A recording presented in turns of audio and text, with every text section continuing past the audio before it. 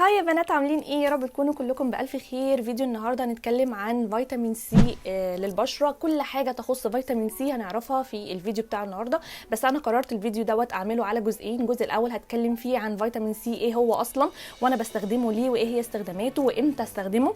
كل ده هنعرفه في فيديو النهارده ان شاء الله. والفيديو اللي جاي الجزء الثاني هنتكلم فيه عن ايه هي انواع فيتامين سي اللي انا استخدمتها كلها، وايه هي الانواع الكويسه والانواع اللي مش حلوه، وايه هي افضل الانواع اللي بتدي افكت كويس على البشره وكمان بتبقى سعرها الى حد ما كويسه.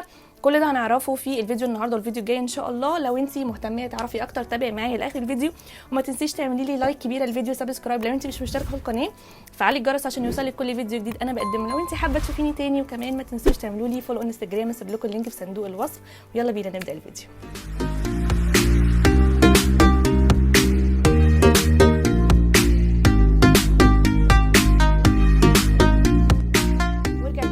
اول حاجه المفروض نعرفها يعني ايه فيتامين سي. فيتامين سي ده عباره عن سيرم بيبقى موجود بتركيزات معينه، بتبدا من اول 5% لحد 20%.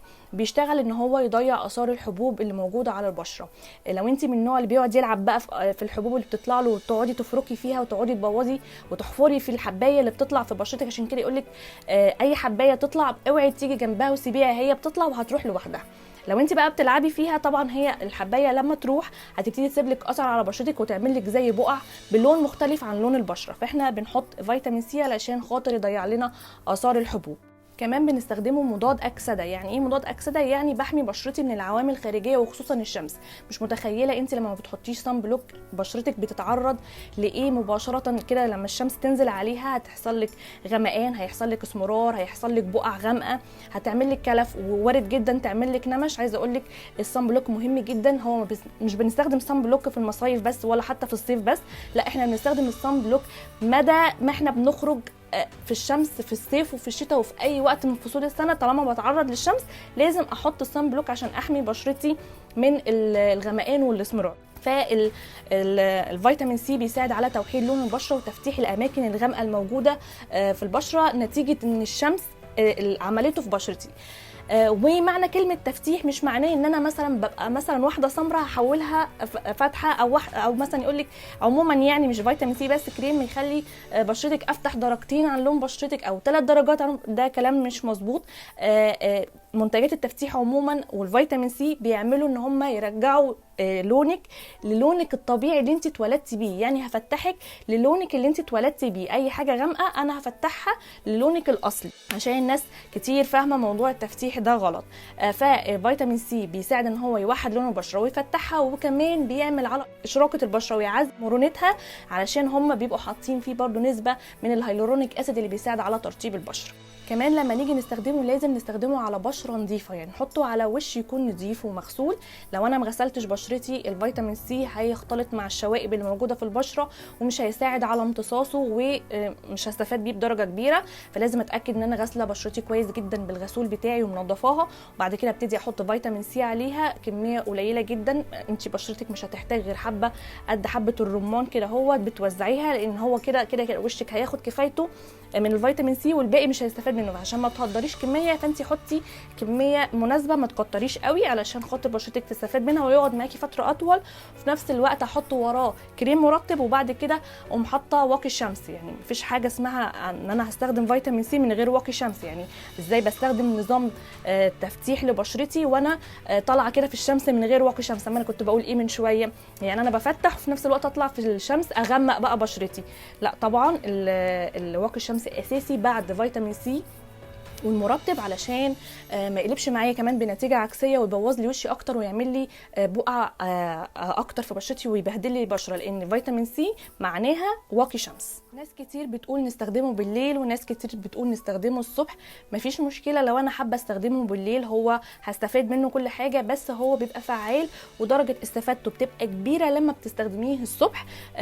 لا مع واقي الشمس. يعني انا بستخدمه احط وراه واقي الشمس، تيجي بقى الشمس تخبط على بشرتي تلاقي بقى فيتامين سي وتلاقي واقي شمس، فانت كده حاميه بشرتك تماما من اشعه الشمس الضاره اللي ممكن تاثر على بشرتك. فهو بيبقى فعال اكتر الصبح، بس طبعا معاه واقي شمس، ومفيش مشكله لو انت حابه تستخدميه بالليل لو انت مقلقه من حوار الشمس، بس هو بيبقى فعال اكتر زي ما قلت لك الصبح. طيب امتى بقى بستخدم فيتامين سي؟ انا بستخدم فيتامين سي لما يكون عندي مشكله ما من اللي انا قلتها من شويه، عندي حاجه غامقه في بشرتي عايزه افتحها.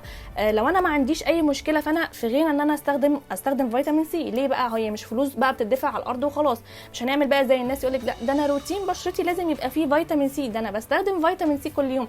لا، انا بستخدمه وقت ما يبقى عندي مشكله وبحاول اعالجها. فلو انت ما عندكيش اي مشكله فانت في غنى انك تستخدميه، وعادي ممكن تستخدمي روتينك عادي من غير ما يبقى فيه فيتامين سي. طيب ازاي بقى بستخدم فيتامين سي؟ لو انت بشرتك اول مره تستخدمي فيتامين سي ما تخضيش بشرتك مره واحده وتفاجئيها بفيتامين سي. اول حاجه بنستخدم تركيزات قليله منه، ما نجيبش التركيزات الكبيره خالص عشان بشرتك ما تتهيكش وتتحسس منه. وبعمل تيست على بشرتي في جزئيه مثلا كده، احط حبه واستنى 10 دقائق او ربع ساعه واشوف حصل احمرار، حصل تهيج، حصل حرقان. وارد جدا يحصل كده في البدايه عشان انت مش متعوده عليه، بس المفروض مع الوقت الاحمرار والتهيج دوت بيروح خالص وبيهدى وبشرتك بتبقى عاديه. لو فضل الاحمرار والتهيج ده موجود فانت كده تبقى بشرتك حساسه جدا قوي منه يعني، فانت بلاش، يفضل ان انت ما تستخدمهوش. لكن لو الدنيا تمام بعد 10 دقايق كده حسيتي بحبه حرقان حبه وبعد كده بشرتك هديت، فكده هو يبقى امن ان انا استخدمه. ممكن ابدا استخدمه بالليل اول مرتين في الاسبوع، بعد كده ابتدي ادخله في الروتين يوم ويوم، وبعد كده لما بشرتي تتعود عليه ابتدي ادخله كل يوم، وبعد كده ابتدي ادخله في الروتين الصباحي معايا علشان زي ما قلت لك هو بيبقى فعال اكتر في الصبح مع واقي الشمس. طب يجي بقى حد يقول لي كده طب احنا ليه بنستخدم فيتامين سي؟ ما احنا ممكن بقى نقضيها اكل وشرب فيتامين سي، ناكل بقى برتقان ونشرب عصير ليمون وايه يعني، طول ما احنا قاعدين نقضيها شرب واكل فيتامين سي. عايزه اقول لكم ان العناصر الغذائيه الموجوده في فيتامين سي اللي بناخدها عن طريق الاكل صعب جدا ان هي توصل للطبقات الخارجيه بتاعه الجلد. انت على ما بتاخدي فيتامين سي وعلى ما جسمك يستفاد منه بيبقى امتص كل فيتامين سي وجسمك يستفاد منه داخلي. فانا بساعد جسمي بالفيتامين سي عن طريق الاكل، وبساعد بشرتي بان انا احط لها سيرم موضعي خارجي علشان يحميها من العوامل الخارجيه. نيجي بقى لاخر نقطه هتكلم معاكم فيها، وهي ازاي احافظ على فيتامين سي او احتفظ بيه ازاي. يا جماعه فيتامين سي لازم احتفظ بيه جوه الثلاجه في مكان بارد ومظلم مضلم خالص كده، علشان هو بيأكسد بفعل الضوء وبيفسد. حتى تلاقوا بعض المنتجات اللي في السوق اللي هي معموله بقى فيتامين سي الصح بقى بيبقى محطوط في ازايز لونها بني غامق علشان الضوء ما يدخلهاش ويأكسد لك السيرم. السيرم بيبقى اصلا لونه فاتح كده شفاف، او بيبقى لونه مصفر على خفيف. لو اللون ده اغماء او غير اعرفي ان السيرم كده بقى مش شغال، يعني مش هيديكي الافكت اللي انت هتبقي مستنياه.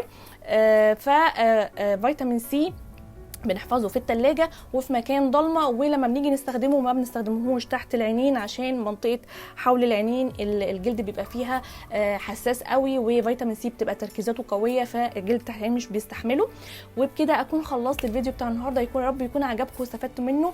ما تنسوش تستنوا الفيديو اللي جاي هتكلم فيه عن المنتجات بتاعه فيتامين سي اللي انا استخدمتها كلها، ايه الكويس وايه الحلو وايه اللي انا هرشحه لكم ان شاء الله. هستنى منكم كومنت ايجابي، ما تنسوش تعملوا لي لايك لو الفيديو عجبكم، واستنوني فيديو جديد ومفيد. نعنوني، باي.